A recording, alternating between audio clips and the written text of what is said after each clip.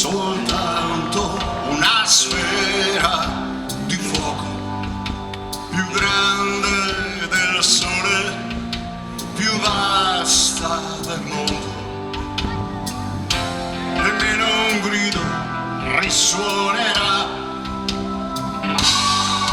le catene di monti coperte di neve saranno confini a foreste di abeti, ma in mano d'uomo le toccherà e solo in silenzio come un sudario si stellerà.